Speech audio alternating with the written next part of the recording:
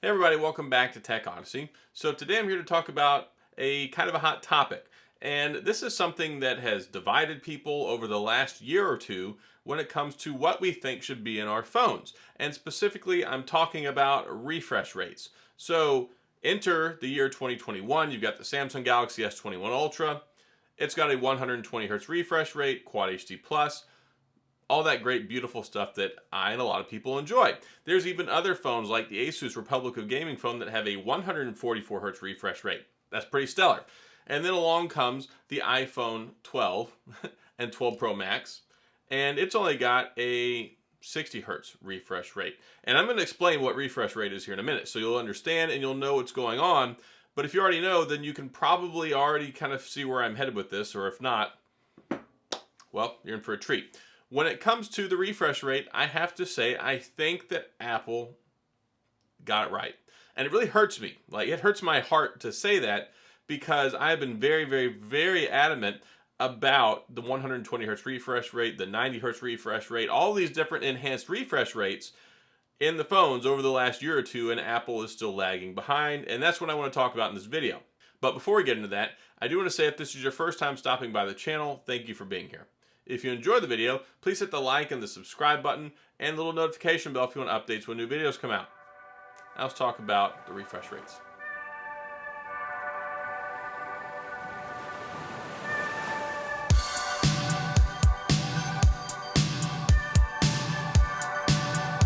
So back in the day when I used to be like a military instructor, I would usually have a marker board. I had all these things that I could show you. It's really hard to do this over the camera to show you what the difference is between 120 hertz refresh rate and 60 hertz refresh rate. But I'm going to explain this, and hopefully it's going to be in a way that makes sense. There are two important things you need to know about when things are displayed on your screen. There's frames per second.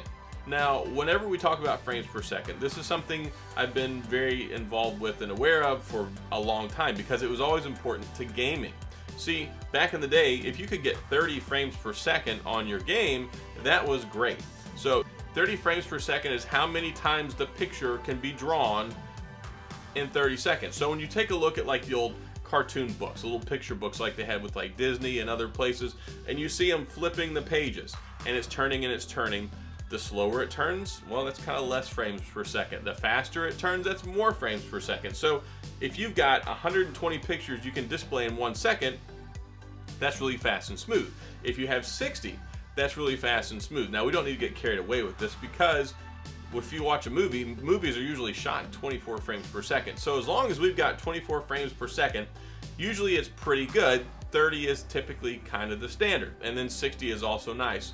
The more and more you get up there, the smoother and smoother it is, because instead of seeing something that goes by choppy, it's like one, it's slower, then you get that nice smooth experience. Well, along comes refresh rate.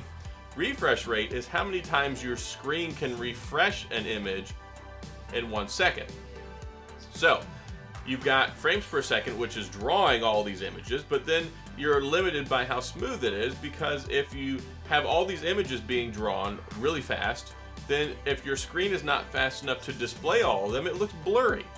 So 120 hertz or 60 hertz, just remove the hertz. A hertz basically means frames. So if you get a 60 hertz screen, it refreshes the screen 60 times in 1 second. So that way you've got really fast refreshing, so you can see it very smoothly, and then you've got 60 frames per second, or whatever the display is, how many times the image is being drawn. So that right there works together to give you a really, really smooth experience. It's great for reducing motion blur. It's perfect for like watching movies, because if you have like a NASCAR car that's driving by and it looks real blurry on the screen, well, it's because the image is going faster than the screen can refresh it. So that's why it's really good for gaming. It's nice for your feeds on like Instagram and for Pinterest and all that stuff, Twitter. Whenever you scroll through, if you scroll real fast and it looks real blurry and you can't see anything, that's because more images are being presented than the screen is fast enough to refresh them. So it's really good when you get a 120 hertz or a 90 hertz refresh rate on your phone, because it's refreshing so fast. As you're scrolling through, it looks nice and smooth. So that's a nice benefit that you get from it. So if you're watching movies, really fast refresh rate, it looks really good. You can see things moving quickly, but you can see them very clearly. And then with games and things like that. So people in the tech community, like me, we like that stuff. We like to push our phones to the limit. We like to be able to play games fast and hard and loose, and we want to be able to have that competitive edge. We want it to look really good. And this is even more important when you play games, because I play some games that run at 120 frames per second. Well, if you're running 120 frames per second at 60 hertz, it looks kind of blurry. So it's really good to have 120 hertz, 120 frames per second, best of both worlds. Now, the problem is though, is with all good things, there are downsides, and that is it uses a tremendous amount of battery. The screen on your phone is the most battery sucking component on your phone. So the more the screen is on, the more your battery dies. And then if you run at a higher resolution, it's got more pixels it's got to try and generate for that higher resolution. It's got more space it has to fill. So if you're running a phone like the S21 Ultra with Quad HD Plus, that is a really high resolution, and then you're running it at 120 frames per second, you're refreshing your screen super fast, you're drawing a bunch of images at a high resolution, it burns up your battery. So this is why I think Apple got it right. And I've talked about a lot to get to this point. The iPhone has tremendously better battery life than its Android counterparts. This is plain fact. Now you can go and look around and you can get your, I saw somebody that said you could get almost 2 days of life out of a OnePlus 9 Pro. That guy is completely full of garbage. Like, it's not gonna happen. There are people who try to say that the S21 Ultra will get you 2 days. Look, if you turn all these power settings off, yes. And this is why I get so much flack when I make these videos talking about how the battery life sucks, because it does. When you run the phone the way it's intended to be used. See, when your phone comes out of the box, if you get your S21 Ultra, it's going to be on 60 frames per second, it's going to be on Full HD+. It won't be on 120 Hz, it won't be on Quad HD+. It will be on dark mode, it will have adaptive brightness turned on, it will have enhanced processing turned off. So, out of the box, your S21 Ultra is going to be handicapped, so you think you're getting better battery life than you actually are because it's got the settings turned down. Why buy a $1,300 phone, a $1,200 phone, to exploit those things, the Quad HD Plus resolution at 120 Hz, and have a 5,000 milliamp battery if straight out of the box they're already disabled, and probably half the people that watch this video didn't know that. You probably didn't. So, and if you did, and you're like me, and you turn all that stuff on to maximize the performance on your phone to run the way it's supposed to, you're not getting 2 days or a day and a half battery life. You're not even getting probably a whole day. So enter stage right, you get the iPhone. The iPhone still has a 60 Hz screen. It works great, and your battery lasts forever. In fact, this phone has a lot less battery. The iPhone 12 Pro Max has substantially less battery than the S21 Ultra. And it lasts longer. Why? Because it doesn't have the 120 Hz. And on top of that, you got the TrueMotion display and all the other stuff that Apple does that turns your brightness down all the time, which is the equivalent of adaptive brightness for the other phones, but it's one, not as noticeable, and two, Apple is very clever about it and won't really let you turn it off. It's really annoying. So the S21 Ultra, I love this phone. I love the screen. I love the 120 Hz. I love the Quad HD Plus resolution. But if you run all that stuff, your battery dies much, much faster. And I say Apple's right because their phones just last forever. Like the iPhone 11 Pro Max, I could get 13 hours of screen on time. With the 12 Pro Max, I can get about 9 to 10 hours of screen on time, which is still exemplary. Very, very good.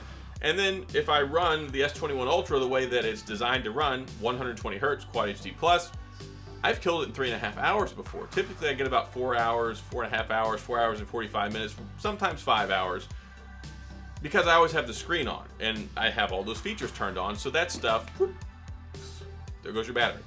So that's why I say I think Apple got it right. I don't think the battery technology is quite there yet. Yes, 5,000 milliamps is very good, but you look at other phones like the OnePlus 9 Pro, 4,500 milliamps, same performance as the S21 Ultra. Battery life is poor when you run all those things. So Apple really pushes the experience. They want your phone to last. They do all sorts of magic behind the scenes to make it do that, and it's really very powerful. So yes, the iPhone, I think, with the iPhone 13 will finally catch up and it will probably still get good battery life. And there was originally rumors about the iPhone 12, or at least the 12 Pro series, how it would have 120 hertz, and then it got scrapped, seemingly, because yes, it kills the battery. And they were already taking like a 15% size reduction on the battery to change it for the new form factor to make everything flatter and all that stuff. So I think we'll probably see it this generation with the iPhone, and then hopefully moving forward with the Android phones, especially the flagships. Maybe they'll find a way to manage that better. Maybe they'll give us more battery. But it's like every time they keep pushing the envelope, it's like they gave us 90 hertz. Great, that worked out well. Gave us a bigger battery, but it drained it. So then we got an even bigger battery. They gave us 120 hertz. So you're still getting the same diminished battery life, but you get some great performance whenever it's running. So hopefully they can get this solved in the next year. Hopefully Apple will get on board, because I think it's really nice. I really love having the enhanced refresh rate. I get really tired of people saying, hey, your battery life will be great if you turn all that stuff off. If I want to turn all that stuff off, I'm not going to buy a phone that has those features and pay $1,200 for it, which is the argument I make all the time. So you shouldn't have to handicap your phone to make it last. Yes, one day the features and the battery life will all line up. It'll be great. This won't be a problem anymore, but it is right now.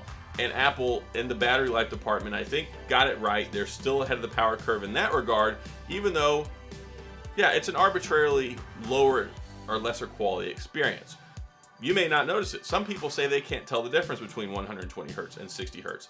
I can. I think a lot of people can, but I'm sure that some people can't as well. And at the end of the day, it's one of those taste things. It's a preference. By and large, it's really not that big of a difference for what you're getting in the battery life savings. And I think that's the decision Apple made. And unfortunately, yeah, I think that they were right in doing that, because if you look at the battery size being like 3,800, 3,900 milliamps as opposed to 5,000 in the iPhone versus the S21 Ultra, that battery would be dead super fast if they enhance the refresh rate. So we'll see what happens moving forward. Hopefully I explained this properly. Hopefully I was able to keep you all on the same page with understanding the difference between refresh rate, frames per second, and how it impacts the battery life and the performance. And we'll see what happens in the future. One day all this stuff will catch up and it'll be wonderful. I use 120 hertz on my OnePlus 9 Pro. I use it on my S21 Ultra. I totally love it. If you've got it, you probably love it too. It's beautiful. It's so smooth. It's so sharp and crispy. But yeah, I gotta charge my phone in the middle of the afternoon. So there's that. So that's all I've got in this video. If you have any questions or comments, please feel free to leave them down in the comment section. I'll get back with you. If you enjoyed the video, please hit the like and the subscribe button and the little notification bell if you want updates when new videos come out. And as always, thanks for being here. I appreciate you watching, and I'll see you guys next time.